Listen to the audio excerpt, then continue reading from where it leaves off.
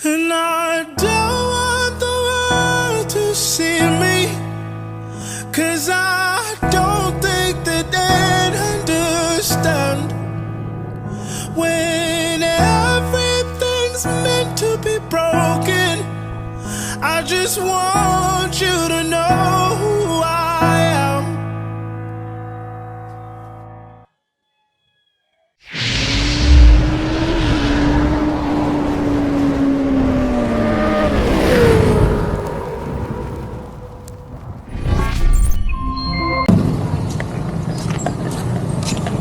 Bakit bibili niya ng kanin sa kauli?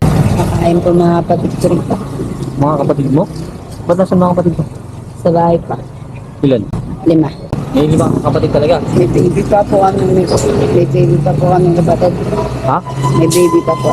Kaya nga, ilan yung bibilin kong pagkain? Para bilang ko kayo lahat. 5. 5 kayo. Lalakarin lang ba natin yung bahay na hindi? Layo-layo pa po yun. Motor, ano? Tara, punta natin. Bilang ko nga kayo ng pagkain. Kasi baka may nanguhuli dito, mahuli ka pag sumakay ka sa akin. Wala kang hilig. Wala kang hilig dito. Ano? Hindi ka. Tara. Tara, sakay ka na. Ayaw mo? Ito ba, may mga kapatid ka o wala? Opo.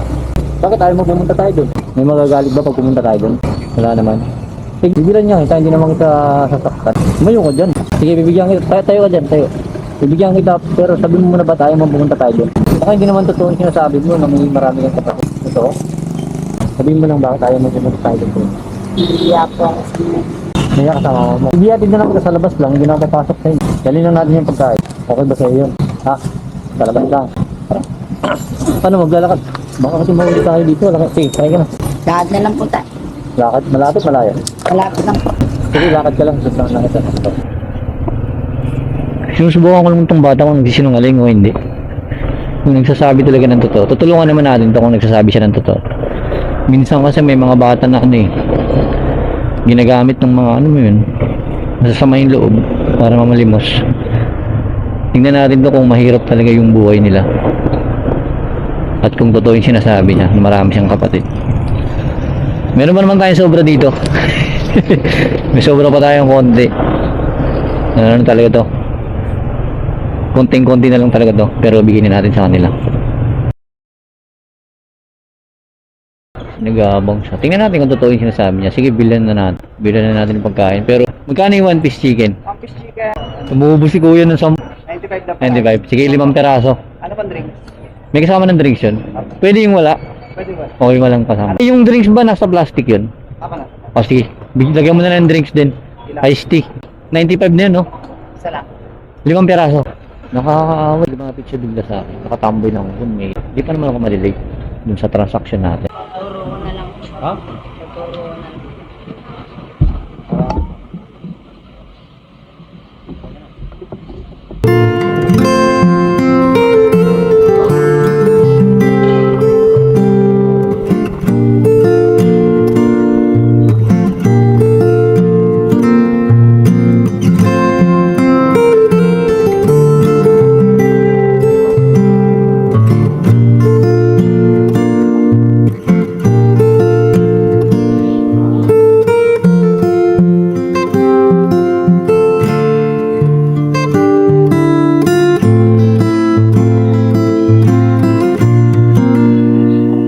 So, ayun na nga, napuntahan na natin yung bahay nila. Nakita ko naman na yung mga kapatid niya, 5, tapos isang baby.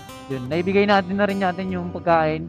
Kasi gusto ko talagang puntahan yung bahay nila para makita mismo kung totoo talaga at malaman kung totoo talaga yung sinasabi ng bata. Kasi di ba yung ibang mga bata, hindi yan yung binibili. Yung binibili yung pang gano'n, no? Yung mabango. Yun yung binibili nila kaya hindi ako basta-basta nagbibigay sa mga ganyan. So na-confirm naman natin and then hindi na natin pinakita yung kapatid niya, yung mga magulang niya nandun din for privacy reason. At least natulungan natin siya at totoo yung sinasabi niya. Nag-advise na rin ako sa kanya na okay lang yan, sige manghingi ka ng tulong. Wala namang problema yan. Basta huwag ka lang gagawa ng masama, di ba? Huwag ka lang magnanakaw, goods yan boy. Huwag ka lang magganon yung suminghot ng yung mabango. Sabi ko sa kanya, wag lang siyang magganon. So that's it for today's video and then please don't forget to like, share, and follow sa page natin. And then sa YouTube also subscribe. Malaking tulong po yun para sa page na to. Para marami pa tayong matulungan. So that's it. Until next time, this is Moto Marsing. Always saying, Appreciate everything, expect nothing. Oh yeah, bye bye!